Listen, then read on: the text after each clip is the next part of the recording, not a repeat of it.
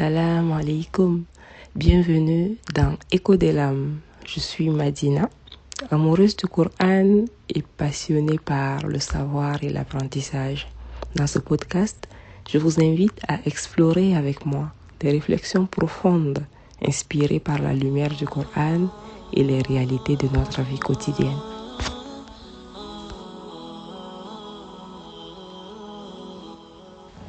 Bonjour, bienvenue dans cet épisode numéro 4 de ton podcast. Comme d'habitude, je commence par te souhaiter un Juma Mubarak, qu'Allah nous accorde les mérites de ce jour béni.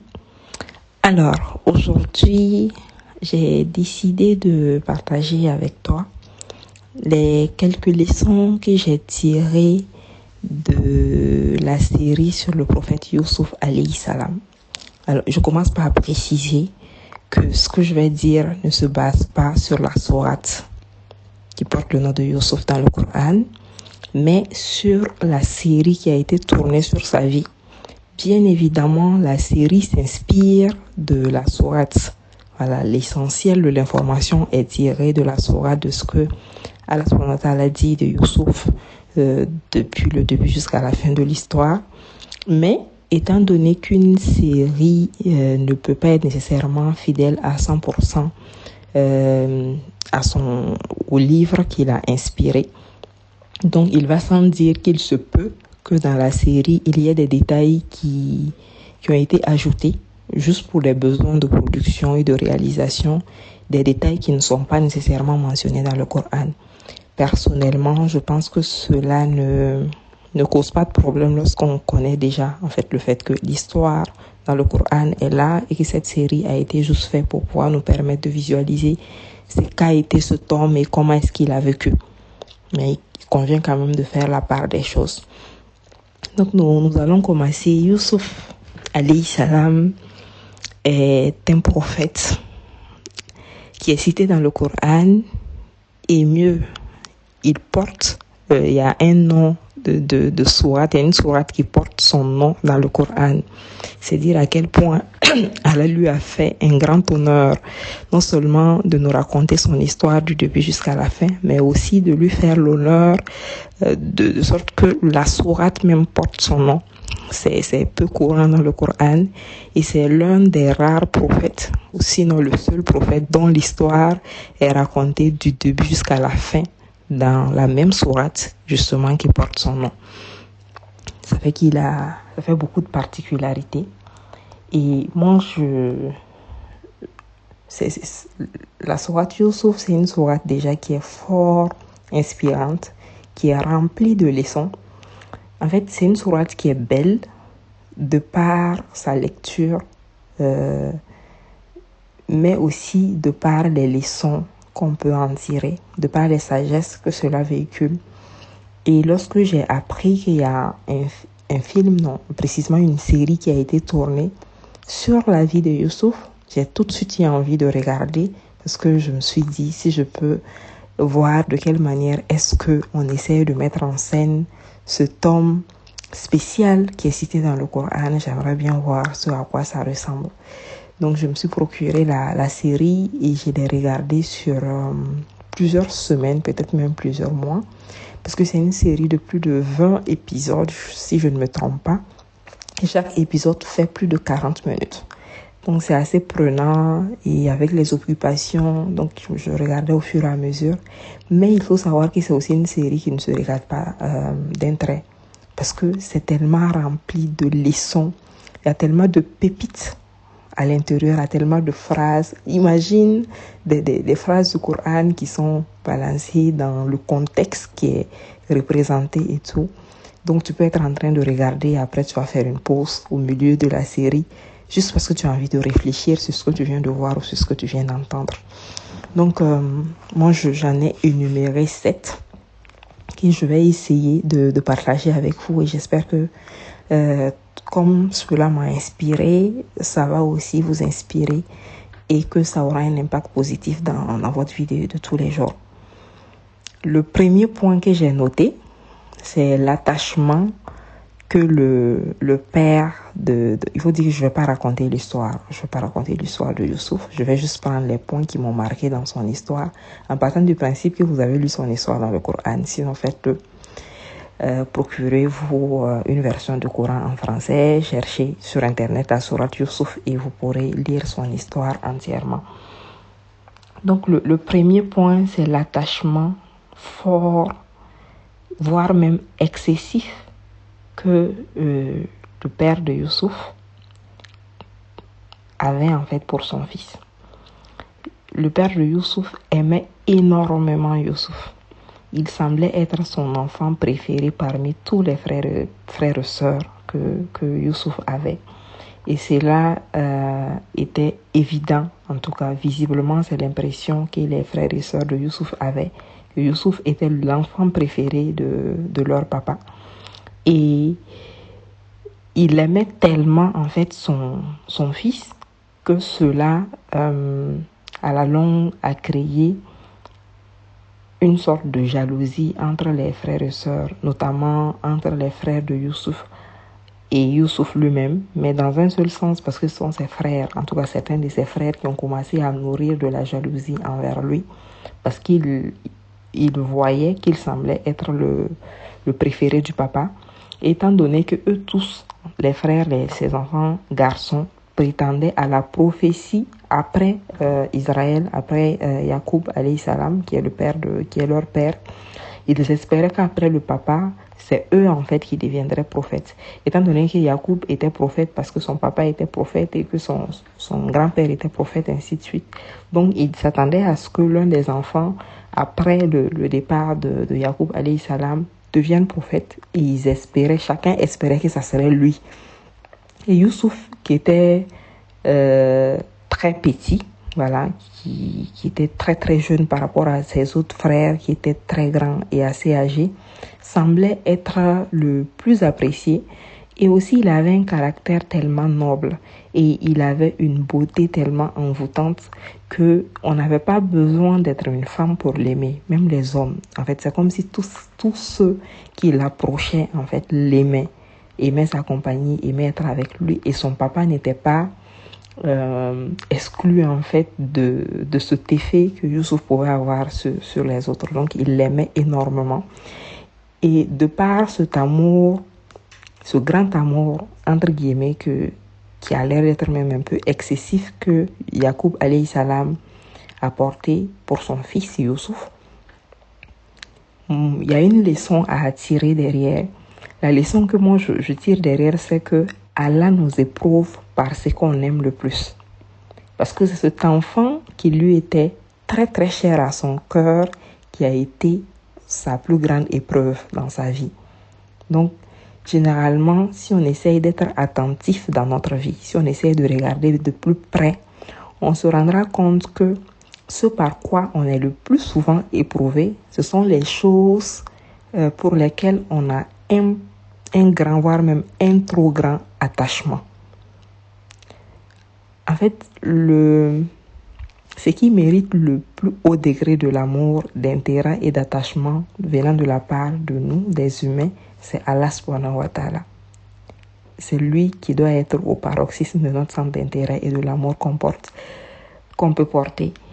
Du coup, lorsque on a une autre chose, un autre objet, une autre personne, une autre cause qui est un peu trop chère à notre cœur par rapport à l'amour qu'on porte pour Allah subhanahu wa ta'ala, il se peut très probablement que lorsqu'une épreuve nous atteint, que l'épreuve là est trait à cette chose.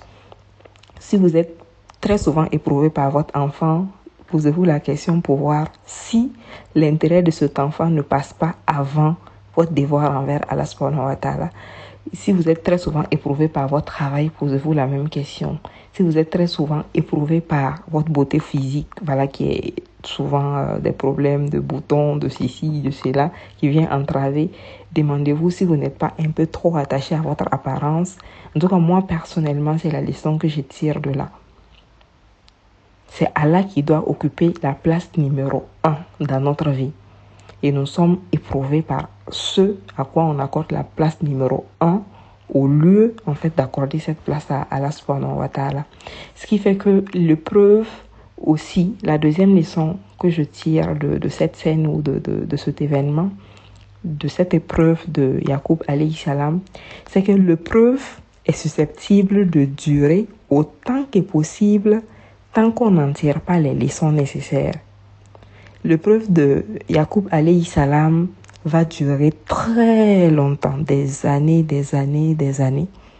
Et tant, en tout cas dans le film, tant qu'il continuera de porter cet amour aveugle et excessif, tant qu'il continuera de ne pas voir toute la grâce qu'Allah lui a fait à travers tous ces autres enfants qu'il a eus, tant qu'il continuera à pleurer cet enfant comme s'il n'y avait rien d'autre de cher dans sa vie en dehors de cet enfant, tant qu'il continuera de pleurer cet enfant comme si la présence d'Allah ne pouvait pas combler le vide laissé par un fils absent, la douleur va continuer, l'épreuve va s'éterniser jusqu'à ce qu'il devienne aveugle à travers des pleurs, jusqu'à ce qu'il se construise une maison de deuil, qu'il s'écarte de la ville pour aller se consacrer en fait à ce chagrin qui a été causé par la perte de Youssouf alayhi salam. Et on va en fait voir dans le film, à un certain moment, il y a un ange qui vient lui parler pour lui faire comprendre qu'il devrait, en ce moment-là, essayer de se détacher de cet attachement excessif à Youssouf et de vouer en fait ce genre d'amour-là exclusivement à Allah subhanahu wa ta'ala. Et il va dire à l'ange que pour lui, Youssouf alayhi salam est comme une épiphanie de Dieu sur terre. Et c'est pour ça qu'il est tant attaché à lui. En fait, c'est pas un attachement seulement parce que c'était un bel enfant, mais c'est les qualités en fait que l'enfant l'apporte. C'est les caractéristiques qu'il voit en l'enfant, à cet enfant-là qui nourrissait en fait son amour pour lui. Un peu comme une personne dans laquelle tu vois les manifestations des noms de Dieu, en fait. Une personne qui a les qualités qui sont rares, en fait, chez les humains. Et que c'est tous ces éléments-là qui nourrissaient, lui, son amour pour cet enfant. Mais malgré ça, l'ange va lui conseiller, lui suggérer d'essayer un peu comme s'il fallait lâcher prise. Voilà, c'est comme si tu es tellement attaché à cette chose, tu es tellement dans la douleur, tu es tellement dans la réclamation de ce qui t'a été enlevé, que tant que tu n'auras pas fait la paix avec cette chose, tant que tu n'auras pas lâché prise pour une sorte de laisser aller, en fait, accepter que cette chose ne t'appartient pas. Parce que c'est aussi cet attachement qu'on a vis-à-vis des personnes qu'on aime. On a l'impression qu'ils nous appartiennent. On aime tellement notre enfant qu'on pense que l'enfant nous appartient, c'est notre possession. On pense qu'on est responsable à 100% de sa vie, de sa survie, de sa santé et de tout. Et je fais une comparaison avec notre vie de tous les jours, en fait. Et c'est comme si, sans nous, cet enfant ne deviendrait rien, il ne serait rien. C'est pas mauvais, ça devient mauvais au moment où on exclut le créateur de l'équation. C'est comme si c'est nous, finalement, on est responsable à 100% de sa vie aujourd'hui, de son avenir demain, de sa réussite future, comme si on arrivait à contrôler notre propre vie. Et, je sais pas, piqûre de moustique, même on a du mal, même une diarrhée, on peut pas bien contrôler, mais on a l'impression qu'on doit contrôler à 100% la vie d'un être qu'Allah nous a confié, c'est juste un dépôt. Mais on a fait une possession comme si on était le propriétaire à 100%. Donc, à travers la conversation qu'il a avec l'ange, l'impression qu'on a, c'est que l'ange lui conseille de lâcher prise. Si on veut trouver une expression très actuelle, c'est de lâcher prise qu'il lui demande. Cet enfant t'a été enlevé. Tu sais pas s'il est vivant ou pas, même si tu espères qu'il soit vivant. Mais ce qui est sûr, c'est lui qui te l'a enlevé, c'est lui qui t'a attribué, qui t'a accordé plusieurs autres enfants et plein de bienfaits sur cette terre. Et c'est cette personne, et c'est ce Seigneur-là vers qui tu dois te retourner. Et lui, il saura combler le vide qu'il y a dans ton cœur à travers cette séparation. Mais si tu continues de t'attacher de façon aveugle à ce départ, tu vas continuer de souffrir, donc de rester sous le poids de cette épreuve. Et c'est justement à partir du moment où il va commencer justement à appliquer les conseils, il va prendre conscience de l'erreur qu'il a commis, il va commencer à demander pardon à Allah, à se remettre en question et à commencer à accepter la situation, tout en ayant mal et tout en espérant le retour de son enfant. Il n'a pas perdu espoir. Mais désormais, l'espoir était vraiment tourné vers Allah. C'est comme si c'est lui qui décide du dénouement et en dehors de lui, tu ne peux rien. Et c'est c'est en ce moment que le miracle de la rencontre avec Youssouf alayhi salam va se peaufiner à l'horizon.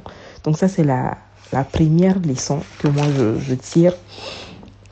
La deuxième leçon, c'est...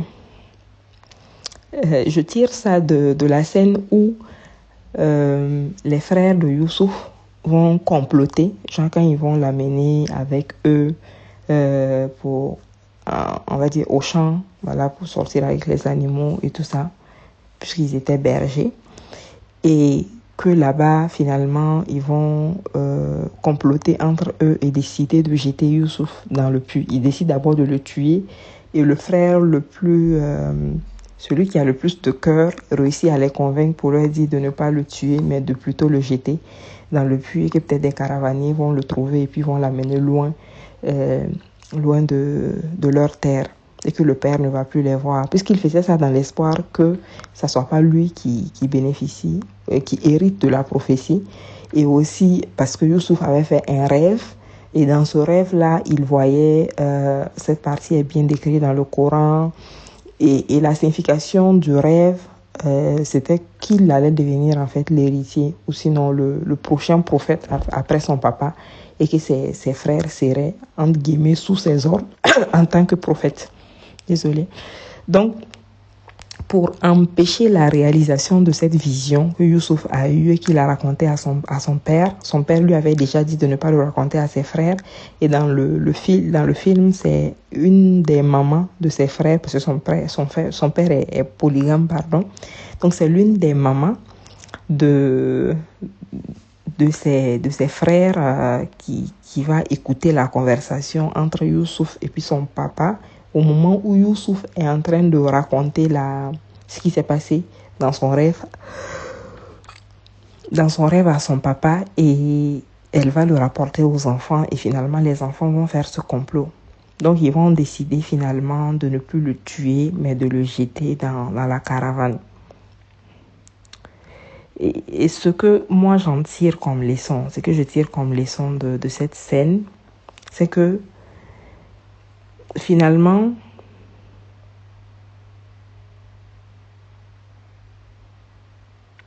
quand on fait du mal aux autres, je réfléchis en même temps en parlant, quand on fait du mal aux autres, on est injuste envers soi-même, en premier lieu. Dans le Coran, il y a très souvent cette expression où Allah subhanahu wa ta'ala dit, et ceux ils ont été injustes envers eux-mêmes, En fait, tu te demandes de quelle manière est-ce qu'on peut être injuste envers soi-même, alors que c'est le devoir qu'on refuse d'accomplir très souvent, c'est la prière, c'est le fait de donner la zakat, c'est le fait de ne pas jeûner, c'est le fait de ne pas faire du bien, de ne pas recommander le bien. Tu te dis, mais comment est-ce que tu te fais du mal à toi-même? Parce que nous, dans notre conception des choses, on pense que quand on prie, genre c'est un crédit qu'on paye à Allah. C'est comme si Allah avait soif de prière et que nous on priait pour lui donner. Donc quand il nous dit quand tu ne pries pas, tu es injuste envers toi-même, on comprend pas en fait. On comprend pas. Parce qu'on n'a pas encore compris que la prière, Allah n'en a nullement besoin. Il n'a qu'à faire de prière, qu'à faire de sacrifice, qu'à faire de temps en temps. Et que tout ce qu'on fait, c'est pour nous servir nous-mêmes, c'est pour servir notre propre intérêt. Donc, ce que je tire de là, c'est que les frères, en faisant du mal à Youssouf alayhi salam, en le jetant dans ce puits, ils ont en premier lieu été injustes envers eux-mêmes d'abord. Les premières personnes à qui ils ont fait du mal, c'est elles-mêmes, ce sont ces frères même, ce sont ces personnes concernées qui sont ces frères-là, qui en fait ont été victimes d'injustice. Parce que Allah dit dans le Coran, quiconque fait du bien du poids d'un atome le verra, quiconque fait du mal du poids d'un atome le verra. Donc, si ce que tu fais est comptabilisé dans ta balance et dans ton cahier de charges, si tu fais du mal à autrui, tu es en premier lieu injuste envers toi parce que tu es en train de jouer contre toi dans le jour des comptes, en fait. Et en deuxième lieu, tu es injuste envers cette personne maintenant parce que tu es en train de lui faire du mal physiquement, moralement, psychologiquement et tout. Donc ça, c'est la deuxième leçon que je tire. À chaque fois qu'on fait du mal, à chaque fois qu'on manque un devoir, la personne à qui on fait du mal, c'est nous-mêmes en premier lieu. Parce que Allah n'est nullement touché par nos manquements, par nos agissements. Peu importe ce qu'on fait, ça ne le touche pas. Il est subhanahu wa ta'ala, il est au-dessus de tout ça. Et rien de tout ça ne peut le toucher. Donc quand on fait des choses, on crée le désordre dans la famille, dans la communauté, dans la société. On est injuste envers nous et on est injuste envers les gens avec qui nous vivons. Mais on ne peut pas toucher Allah en réalité. Parce que le mal qu'on fait a une répercussion sur notre cœur, donc finalement sur notre comportement, donc finalement sur notre dîne, et ainsi de suite. Et de fil en aiguille, comme un effet de boule de neige, on finit par en payer les conséquences soi-même. Et on court le risque même peut-être de sortir de la foi en faisant ça. Et ça, c'est la pire des injustices qu'on puisse se faire à soi-même. Parce que c'est se condamner à quelque chose qu'on ne souhaite pas. Donc ça, c'était le deuxième. Le troisième point, pour ne pas dire la troisième leçon que je tire, je tire cette leçon de la scène où Youssouf alayhi salam est vendu comme esclave en Égypte. Il faut savoir que quand ses frères vont le jeter dans le puits, il y a des caravaniers qui vont passer, des caravaniers qui sont en réalité les cousins de Youssouf alayhi salam, mais qui ne le savent pas parce qu'eux, ils sont des descendants d'Ismaël alayhi salam. Alors que Youssouf est le descendant de Jacob, et Jacob et Ismaël sont les fils d'Ibrahim. Donc, ils ont tous le même aïeux, le même arrière-grand-père. Donc, eux, ils vont le ramasser ils vont plutôt chercher à puiser de l'eau dans ce puits parce que ce sont des commerçants, voyageurs, des caravaniers. Ils vont faire une sorte d'escale pour pouvoir enlever de l'eau pour s'abreuver. Et en cherchant de l'eau dans ce puits perdu, ils vont aller trouver en fait ce jeune homme à l'intérieur du puits. Donc ils vont l'enlever et puis ils vont le prendre. Il faut savoir que dans le temps, l'esclavage était quelque chose de courant, de normal, ça faisait partie de la société. Et quand on parle d'esclavage dans la société en son temps, c'est pas une question de noir, de blanc ou quoi. Youssouf alayhi salam n'était pas noir. Tout le monde pouvait être esclave. Si on fait la guerre à ton pays et que ceux qui remportent la guerre peuvent prendre vos femmes, vos enfants, vos fils et vous-même, vous devenez des esclaves. Voilà, comme le cas de Youssouf, comme ça, on l'a ramassé, on l'a vendu, la personne qui l'a acheté devient son propriétaire. Donc, c'était malheureusement quelque chose de courant dans la société. Et il n'y avait pas une histoire de couleur de peau, tout le monde pouvait être esclave. Donc, ils vont enlever Youssouf alayhi salam dans le puits et ils vont décider de l'amener puisque eux, ils partaient ils sont venus de l'Arabie, je suppose, et ils partaient vers l'Égypte. Donc, ils vont l'amener en Égypte et ils vont le vendre comme esclave.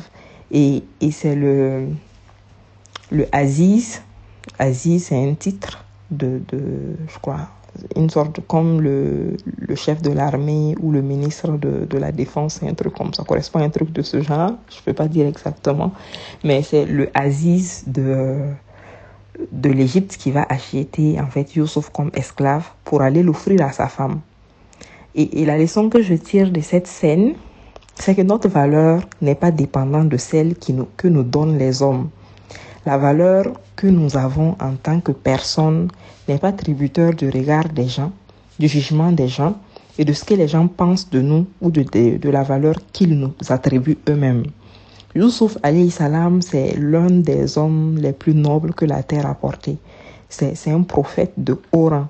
C'est un prophète qui a un chapitre, qui a une sourate entière à lui seul dans le Coran. C'est pas du jeu. Et cet homme, ce prophète, il était déjà prophète en fait. Parce que il avait, en tout cas dans le film, quand il était dans le puits, il avait reçu la visite de l'ange et tout le reste. Donc, cet homme, aussi noble qu'il puisse être, a été vendu comme esclave. Donc, si on devrait se baser sur ce que les gens pensent de nous et comment ils nous traitent pour nous donner de la valeur, on n'en aurait pas. Parce que certainement, tous ceux qui étaient dans ce marché d'esclaves réunis, leur valeur là ne vaut pas la valeur de Youssouf alayhi salam par rapport au rang qu'il occupe auprès d'Allah subhanahu wa ta'ala. Mais il a été vendu comme esclave. Il a été acheté pour aller être offert à une femme comme cadeau. Donc, c'est la leçon que je tire de là. Et ensuite, toujours par rapport à cette scène, lorsqu'on évolue un peu dans le film, c'est que Youssouf alayhi salam, lorsqu'il va arriver dans la famille de Al-Aziz, la noblesse de son caractère, sa beauté incommensurable, va faire en sorte qu'eux-mêmes, ils auront du mal à le traiter comme un esclave. Donc, ils vont le traiter un peu comme un fils adoptif. Et il va commencer la dawa dans cette famille-là. Il va commencer à parler d'Allah, à parler de la religion, parce que les Égyptiens étaient profondément polythéistes. Donc, a déjà posé les fondements du monothéisme et tout. Et moi, la leçon que je tire de cette partie, du début de sa dawa, c'est que on doit avoir de la douceur dans le rappel. On doit aller doucement avec les gens. Il n'est pas sorti, c'est pas parce qu'il est prophète qu'il a reçu la prophétie, c'est pas parce que lui, il est bien guidé qu'il est sorti et puis qu'il a pris un micro, qu'il a commencé à appeler les gens à la religion. Il n'en était rien. Il n'en parlait pas dans la rue.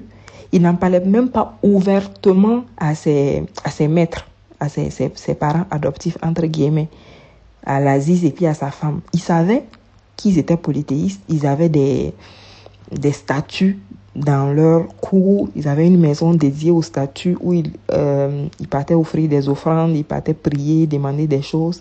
Ils posaient juste des questions subtiles à la femme de l'Aziz et puis à l'Aziz lui-même. Genre, il posait des questions qui les troublaient, qui les déstabilisaient et qui, pour une personne qui réfléchit bien, pouvaient les amener à se dire, mais finalement, ce qu'on fait là, ça n'a pas grand sens.